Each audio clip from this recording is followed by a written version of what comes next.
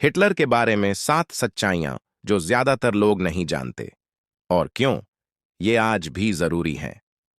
क्या आपने कभी ऐसे ही सोचा है, यार, हिटलर के बारे में जो हम सुनते हैं, क्या वो पूरी कहानी है? क्योंकि सच कहें तो इंटरनेट पर जो मोस्ट व्यूड चीजें हैं वो अक्सर आधी सच्चाई होती हैं और असली कहानी वो थोड़ी अनकंफर्टेबल है। सबसे पहले, ज्यादातर लोग एडोल्फ हिटलर को एक जीनियस मानते हैं, लेकिन क्या वो सच में ऐसा था?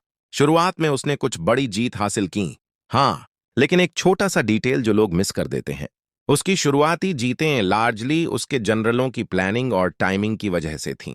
और जैसे ही उसने खुद सब कंट्रोल लेना शुरू किया, उसने एक बहुत बड़ी गलती की, ऑपरेशन बारबरोसा।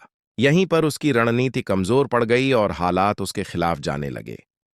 अब दूसरा बड़ा सवाल, क्या उसने सच में पूरे देश को अपने जादू में कर लिया था? फिल्मों में ऐसा ही दिखता है, लेकिन असलियत, लोग पहले से ही टूटे हुए थे। वर्ल्ड वॉर 1 के बाद जर्मनी की हालत खराब थी और ट्रीटी ऑफ वर्साइल्स ने उसे और कमजोर कर दिया। लोग पहले से स्ट्रगल कर रहे थे, पैसे की दिक्कत, नौकरी की दिक्कत, फ्यूचर की टेंशन, और ऐसे में जब कोई आए और बोले मैं सब ठीक कर दूंगा, तो लोग सुनते हैं। अब तीसरी चीज जो बहुत लोग गलत समझते हैं, नाजी सिस्टम बहुत पावरफुल और ऑर्गेनाइज था, ऊपर से हाँ, लेकिन अंदर से पूरा सिस्टम कंफ्यूजिंग था। कई बार एक ही काम के लिए अलग अलग नाजी ऑफिस अलग अलग आदेश दे देते थे, मतलब कोई क्लियर सिस्टम नहीं था। लोग बस ये सोचकर काम करते थे हिटलर को क्या पसंद आएगा, और इसी चक्कर में हर कोई और ज्यादा एक्सट्रीम फैसले लेने लगता था। अब चौथा बड़ा मिथ, क्या सब कुछ पहले से प्लान था? नहीं, ये सबसे डेंजरस मिसअंडरस्टैंडिंग है।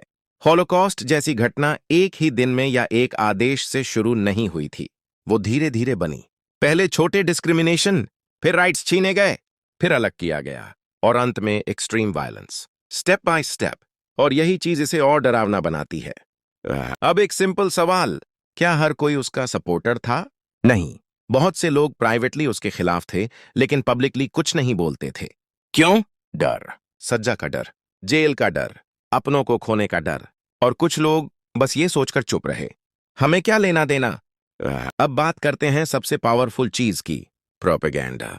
क्या वो जादू था? नहीं, जोसेफ गोबल्स ने लोगों को नए आइडियाज नहीं दिए, उन्होंने वही बातें रिपीट की जो लोग पहले से मानना चाहते थे। डर, गुस्सा, हम बनाम वो, और यही चीज काम कर गई। अब सबसे इंपॉर्टेंट हिस्सा, इस पूरी कहानी की असली सीख क्या है?